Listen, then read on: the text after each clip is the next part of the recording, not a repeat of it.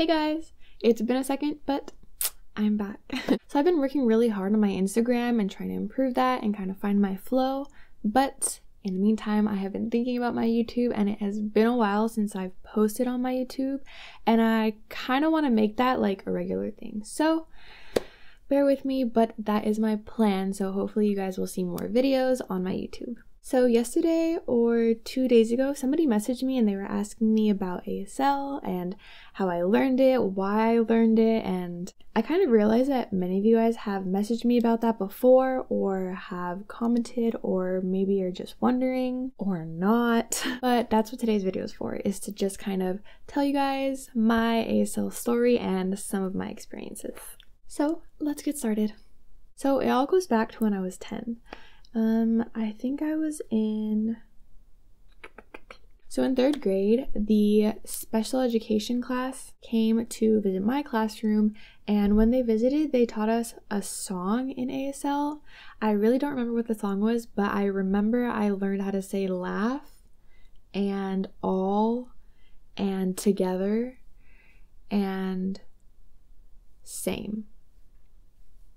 So that was my very first experience with ASL, not necessarily deaf people or the culture, but even from then I was hooked. Like, I thought it was the coolest thing ever. When I entered into the 4th grade, I actually had the opportunity to work in the special education classroom, so that's where I spent most of my time and almost all of my recesses. Because of that, I was able to pick up a few more signs like colors, numbers, and like basic signs that they might need to explain to us what they wanted or needed or were feeling. And one day in that classroom, they were watching the movie Helen Keller. If you don't know who that is, it's a girl who was deaf and blind and had absolutely no communication until a teacher came. I think her name was Anne Sullivan. And she showed her how to fingerspell and sign by like fingerspelling in her hand. And when I saw that, it like the little the little flame that I had just like exploded, and I was so fascinated with signing and just everything about it. From there I got flashcards, I got an ASL dictionary. I started to like fingerspell or learn the signs while I was watching movies and like practice interpreting. So that's how I kind of got into the language. So I was homeschooled from middle school all the way till the end of my freshman year. By that time, I was pretty proficient. I could understand a lot, maybe more than I could sign, but my signing was pretty good. I could have a conversation and you could understand what I was saying. My sophomore year of high school, I actually went to school and I took ASL 1, but after that first week, I realized that class wasn't challenging enough, so I asked the teacher if I could like test up to the next ASL class. And I did. I went to ASL 2, and that class is a lot of vocabulary, so that really helped with my vocabulary for the rest. Even though ASL does have a different structure and different grammar, you can kind of get your message across if you have enough vocabulary to say what you're talking about. And then after you have vocabulary, you can kind of switch and start figuring out how to improve your grammar. My bad. Anyways, I tried my best in that class to memorize everything that I could and do the best that I could. And then my junior year, I was able to get into ASL 3.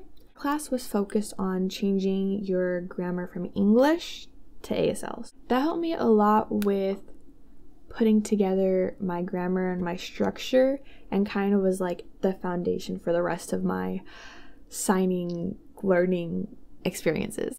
Another reason that I really got into signing was because of my teacher. High school was really rough. I had a hard time just with people and everything about high school in general, other than like the actual school part. But because of that, I spent most of my time with my ASL teacher. So I had the opportunity to practice my ASL a lot more. Honestly, my advice is the easiest way to learn ASL is by interacting with deaf people and having conversations and using ASL. I know a lot of people think that's really intimidating because they don't know how to sign, or they don't want to look dumb, or they feel bad for the other person, but that's how you learn. At the end of the day, deaf people are more appreciative that you took your time to learn their language and communicate with them than the fact that you're struggling to learn how to communicate with them, you know? My senior year of high school, I also worked at Chick-fil-A, and Chick-fil-A has a lot of deaf customers because the deaf school is really close by. So that was like extra practice. When deaf customers would come in, I would be able to interact with them and kind of learn different signs and styles because everybody signs differently. Period. Interacting with deaf customers was one of the ways that I started to meet members of the deaf community. Or my high school would play sports, so I was always going to their sports events. Even if my school wasn't playing, I would just go and watch and kind of watch people signing and how they interacted with each other, if that makes sense. When I graduated high school,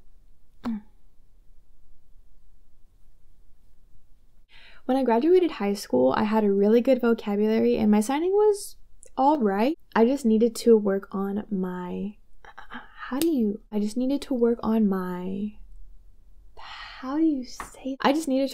receptive skills. At that time, I knew maybe 4 deaf people, and they weren't my friends, they were just deaf people that I interact with occasionally. The medication that I'm taking right now makes my hands so shaky, so I am struggling.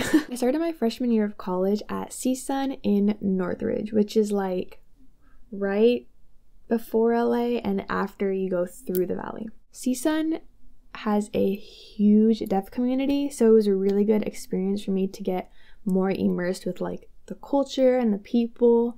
My dorm building was actually for deaf, hard of hearing, or deaf studies majors, so it was kind of nice to be like forced to be put in that environment as opposed to me having to be brave enough to go and socialize with the deaf community, because that is intimidating. There were 4 people in my dorm because it was more like an apartment. We had 2 people in each room. There were 2 rooms and we had a kitchen, we had a bathroom. So it was me and 3 other girls. And one of the girls in the other room was also deaf. So that was a really cool and I guess interesting experience to live with a deaf person for the first time, because there are some small things that you kind of need to adjust. For example, the doorbell.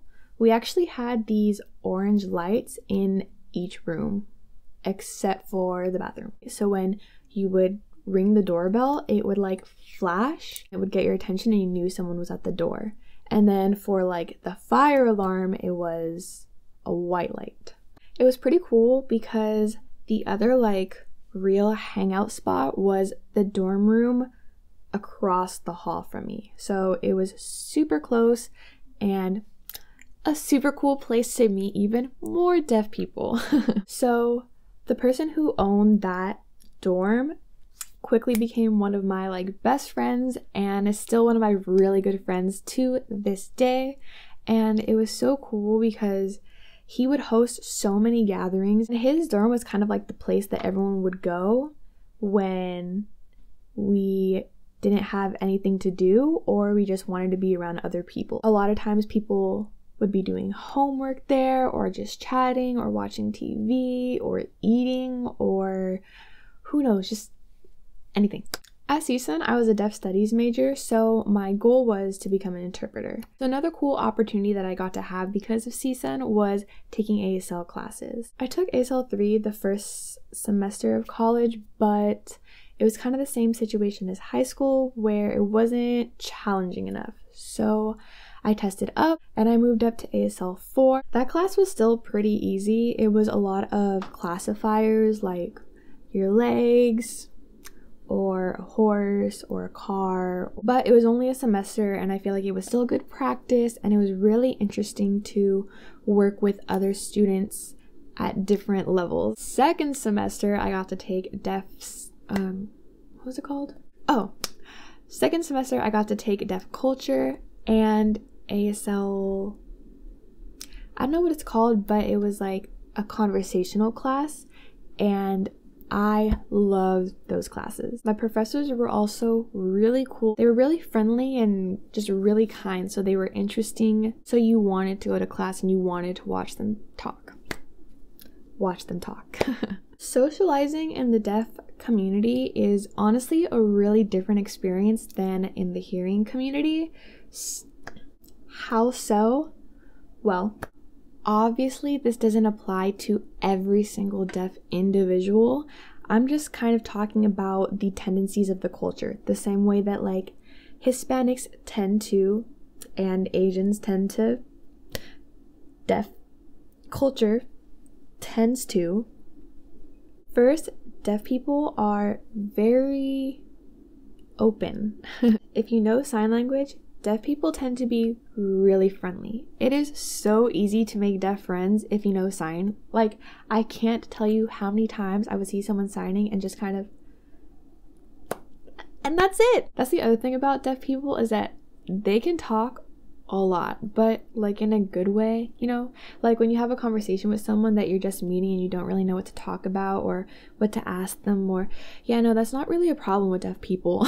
Why? Well, that's the third reason I think that socializing is pretty different, is that deaf people are really blunt. Like, they're not trying to be rude, just in a... It is what it is. It be like that, you know? So like, if you lost weight, they'll ask you, oh, like what happened? Or if you gain weight, they'll ask you about it. Or if you look different, or if you changed something, or if they heard something, or if they want to know something, or if they think something. Just, it doesn't matter. They're pretty blunt, which can be hard sometimes. But at the end of the day, I really like, because it makes it easy to communicate and just kind of go on with the friendship or whatever. There are so many different experiences and habits that I picked up during my time at CSUN and from hanging around the deaf community so much. Like, I will always turn my head if I see a flashing light, or my facial expressions. Oh my goodness, those are with me forever. Deaf people are very expressionate because it helps kind of portray the message. You know when someone's talking to you and you're like trying to read their face and figure out what they're thinking? When you're talking to deaf people, it's kind of like that problem is solved and you don't need to worry about it, because you know what they're thinking because their face says it all.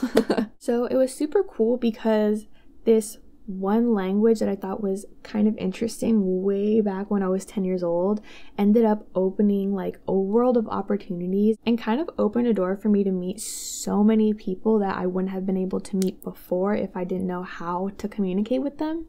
And the more that I practiced my signing and kind of picked up on the grammar and the structure, the tendencies, and really just kind of immersed myself in the culture, how they gather, how they listen to music, how they joke, everything about the culture just made me fall more and more in love. I will say that the deaf community is so small though, like so small. People in LA know people from North California, from Washington, D.C., to Texas, to everywhere. Like, everyone knows everyone. So sometimes things can become a little bit hectic because things just spread like wildfire, but honestly, it's not that big of a deal. I think that's the case for any person. It just depends on the situation that you're in. So what if you want to learn ASL?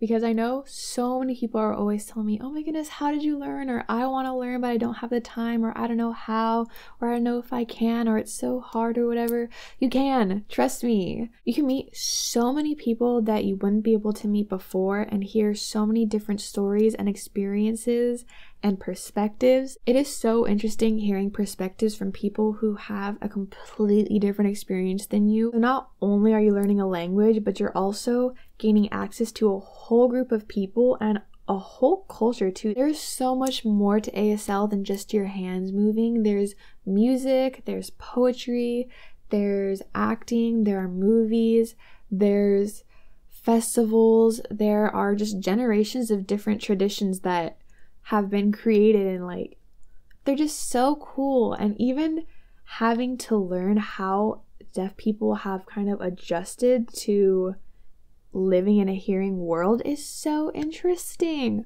I'm telling you, like, I could talk forever about things like this. But this video was about my story, and my story is told. So we're gonna save that for another video.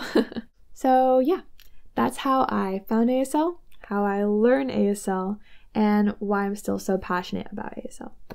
If you guys want to learn, I do have 2 videos on my YouTube already. If you guys want to scroll and find those, you can start learning some basic signs, but I'm going to make sure to keep uploading videos, hopefully every week, so you guys can keep learning. Please send me feedback about different kind of videos that you want to see, different subjects, I for sure want to be more involved on YouTube and kind of just spend more time with you guys. Thank you guys so much for watching, and I'll see you guys in my next video.